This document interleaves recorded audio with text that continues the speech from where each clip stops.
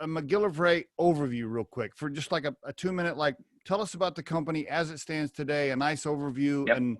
And you know, and then maybe talk about recent films or anything that's about to release. Sure. So the company is MacGillivray Freeman Films.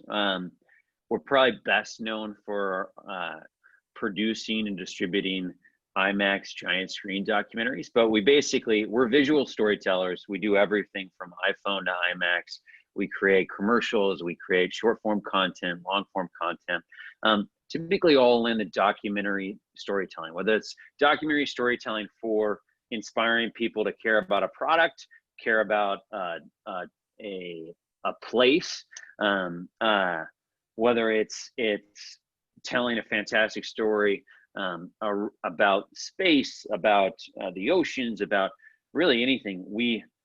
That's what we pride ourselves on, is that quality, is that emotional, inspirational storytelling. And we have incredible partners. We've got museums and science centers and aquariums all over the world that work with us, that show our films, that we then go out and we do a lot of educational outreach, where we partner with the museums and science centers. They reach out to the teachers, have field school trips, come to these museums and science centers. We create a package where you watch the film and then you learn more about the topic around that in that one day, for those teachers. And you know, when you think about it, like right now, you know, there are certain places where museums and science centers open, certain places that aren't, but we have these incredible packages like virtual field school trips that are ready for teachers and I'd say educators of all walks of life. Like we've all become an educator now if you have kids. And you know, whether that's our film Dream Big, which is all about inspiring the next generation of engineers, whether that's our film National Parks Adventure, which is all about reconnecting to the natural world, learning about how important these places are to continue to protect them, and learning about our national park system and how that was created.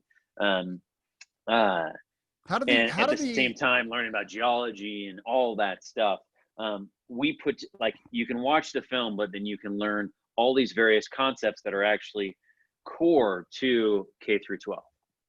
How do the topics, you know, one of my first questions, my wife said last night, we were, you know, studying for the podcast, and she said, well, how do they pick the topics? How do they pick the subjects? And so how you go for it? Yeah, go ahead. Yeah. So, you know, there's certain passion projects where we just know we want to make, and then I've got to go out and find the funding for them. And then there's other projects where, you know, there's either a partner comes to us, like we did for Dream Big. We partnered with the American Society of Civil Engineers, and you know, they came to us and they said, look, we need help. We need more women and more diversity in all these engineering firms across the country. There's way too many old white dudes that are, you know, heads of the boards, chairman of these companies, and so we need to inspire the youth, especially women and minorities, and we need to make engineering so that it seems sexy. Right now, it seems like a good job, but it doesn't seem sexy. Kids are more into technology. We need to make, and so we said we've got an amazing platform for that. You know, we've got partnerships with these museums and science centers. We got distribution. It then goes to Netflix afterwards, and we can have fantastic characters that are women, that are diverse, that then girls look up to and say, hey, I want to be that when I grow up. And we were with that film, it's still playing in theaters. It's playing on Netflix right now. We had a variety of different ways that we got moms and daughters to come in. We'd have mother-daughter nights, where we'd have women engineers that were at the museums and science centers, so that after they watched the film, they could then do a Q&A with those women engineers. Very good. And all in all, it really, I mean, it was incredibly impactful. Millions of people have seen it, and 80% of kids that have watched it have said that they want to be engineers afterwards. Now, whether they do that 10 years from now, who knows? But at least they got excited about it and started thinking about it more. So sometimes And sometimes go ahead. Yeah, I mean, what I'll say is, like, in order for us to do these movies, in order for us to do really any project, we need to go and find funding. Like that's how our business works. And so it's finding corporate partners, it's finding associations, it's finding foundations, it's finding tourism boards, destination marketing organizations, sustainable investors that are looking at inspiring or educating the public in some way. And so for us, it's really about finding those partners that have those values and those goals.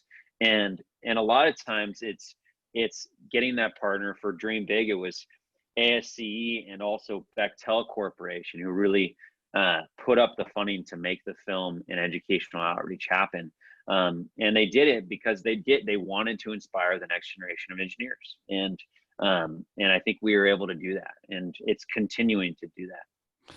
So if I'm watching a Tom Hanks film, somebody, whoever owned the screenplay or whatever, they're getting a movie studio to back making the film, and they're paying for everything. But in your case, there's not some big giant studio in Hollywood that's paying for everything. So you're raising the cash either through sponsors that want the film made or people that want to donate. Is that, do I have that right? Yeah, so we've worked with studios before. For our film To the Arctic, we had Warner Brothers put up the majority of the funding. Okay. But the majority of our projects are not studio driven. They're not Hollywood system driven. They are associations, foundations, corporate partners, sustainable investors, where we are both the production and the distribution company, working with our partners to whatever topic it is, educate them, inspire them, entertain them, get them excited about that topic, and potentially about that company as well. Raising cash then for you is, what is that, 50% of your job, 75% of your job? How much of your what percentage of your week is asking people to write checks? So I mean, the good thing is I love what I do. Like I really like, I'm one of those where I love going out and looking for partners and looking for funding. And I think the business side of it is really interesting to me. It'd be hard to have my job if I didn't find it exciting and interesting. So once we get a project, I mean, making the film's the cherry on top. I mean, that's like, okay, this is great. Like we're ready. And but yeah, a big part of my job is finding the partners to make these films a reality. And then I get to do the creative afterwards. And we've got a great team of creatives that help us meet that goal. Have you ever, you're like, hey Dad, listen, I got the money. Yeah, let's go. Go ahead and send the crew. It's cool. Yeah, I gotta, they told me the money's coming. And then like 4 days later, he's on site and you're like, yeah, that check I told you was coming in. Oh man. Yeah. Yeah. I mean, it's one of those where the check's got to clear for you. Right. Yeah. It's not smart otherwise. Right. What's the business? Is the business model, you guys are getting paid for your services, but you're not owners of the film. Whoever put up the money owns what's the model look like a little bit? Yeah, I mean, each deal's different. Yes, we get paid as a production company to make the film, and then we get a percentage fee on distribution as well. And it's all over the board how the deal works as it relates to are we owners in the film outside of that? Is it a sponsorship versus an investment for a company? Are they non-equity or equity? All that stuff. In the end though, like for us, it's really about we just want to have projects and be able to tell incredible stories. And so, we less so around how we get the funds, more so around making sure we have incredible partners that we like working with, and then also delivering on whatever we're looking to do, so that we know that the film will do well.